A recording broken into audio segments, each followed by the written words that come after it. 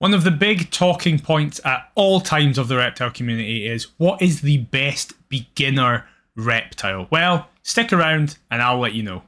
Welcome back to Toto's Tales, and yes, today we are discussing all things beginner, because reptiles are often pets that people want to get but don't really know where to start because it's very intimidating, there's so many options and they require quite specialist care. So people often don't know where to start. So here are the top 5 reptiles that I think any of these are great first beginner animals. Number 5 on the list is the Kenyan Sand Boa. Now, out of all the animals on this list, it's probably the least interesting. The kind of joke and meme in the reptile community is that if you own a Kenyan Sand Boa, you own a box of dirt, because they'll be buried for most of their time.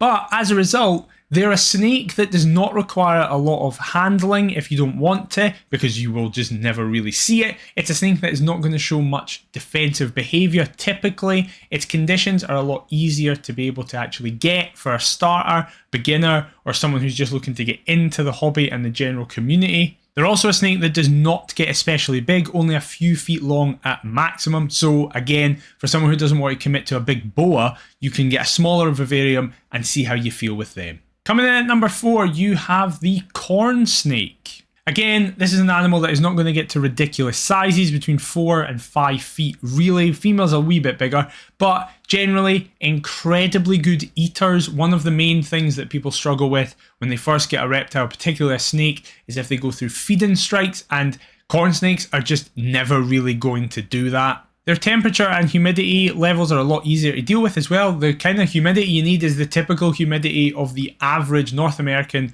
or British European household, and temperature is really easy to deal with if you've got a thermostat. The one thing I would say, corn snakes are often a bit higher on this list. I put them slightly lower because in my past experience with a corn snake, I was with a specific corn snake that was incredibly food aggressive, so wasn't as handleable as corn snakes are stereotypically viewed as. Again, that wasn't a negative, it's just that something you should take into consideration. If you want a snake that's handleable, corn snakes are really great for it, but with everything, individual personalities will always be at play. Coming in at number 3, we have the Crested Gecko. Crested Geckos are great.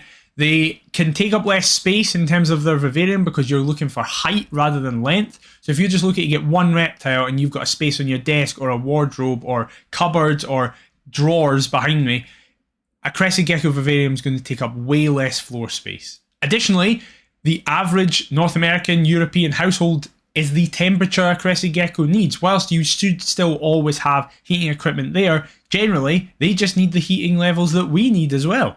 Also, if you're a bit squeamish and you don't really like the idea of feeding insects or having bugs around your place, you don't need to feed any bugs to them. They can just be on a powder diet at all times because that's what they need anyway. There's also quite a fun novelty to Crested Geckos in regards to how they just jump about a lot. They look really cool and they're just really fun pets. I do always want to include a slight downside to them, as I have in the previous 2 entries. Crested Geckos are probably the least handleable of the top 4 because they can be a bit more skittish generally. However, again, with appropriate socialization, you'll be able to handle your Crested Gecko as reasonably freely as you want to.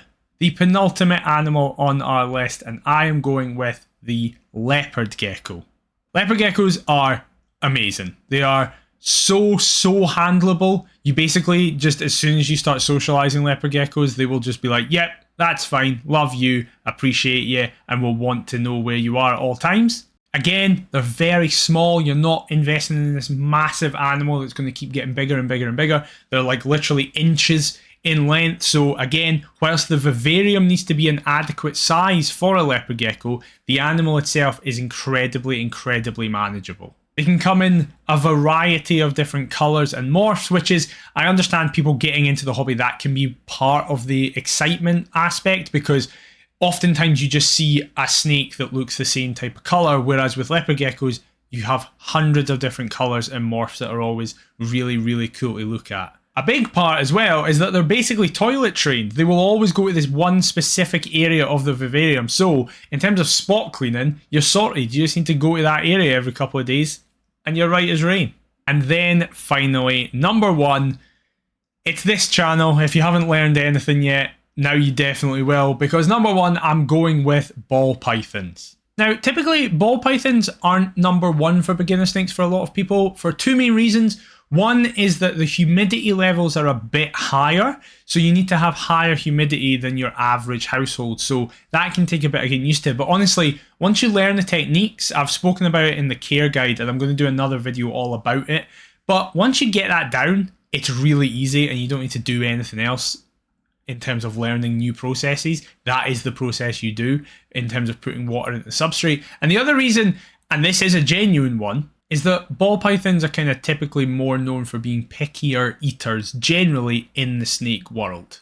There's a higher chance that they will go on feeding strikes just because ball pythons apparently turn around and just go, no, you know what, not eating for you anymore, no thank you, which can be very stressful. However, this is coming from my personal experience. As I say, I had a corn snake originally, and now I've had my ball python Rex for about a year and a bit now.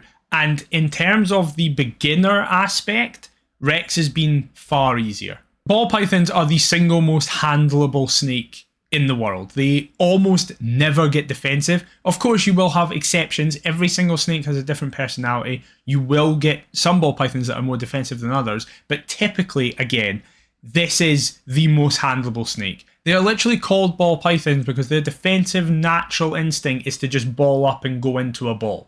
That's not a defensive animal. So as a result, handleability is such a big thing for beginners, because when you get a reptile or any new pet generally, you want to be able to hold it, and ball pythons, you're going to be able to hold your ball python. Additionally, I'm speaking there about how ball pythons can go on food strikes. I don't think Rex has learned that, because Rex has never missed a meal in the entire time I've had him as he's growing as well. Like, he has been perfect in that regard. Again, we're speaking about different types of morphs.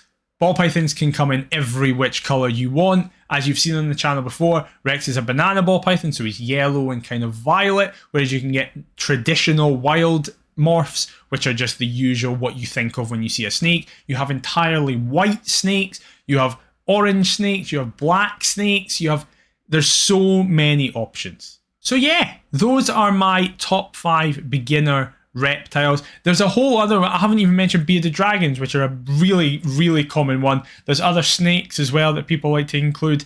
There's so many reptiles are great to have. And often, some people, I always say, go with the reptile you want. Don't go with a reptile just because you think it's going to be easy. None of these guys are easy, because they all have specialist care. But if you have a specific animal you want, go for it, as long as you've done the research first. Massive thank you for watching. If you have enjoyed it, please leave a like, comment and subscribe. I'll be back soon with more videos, but until then, I'll see you next time.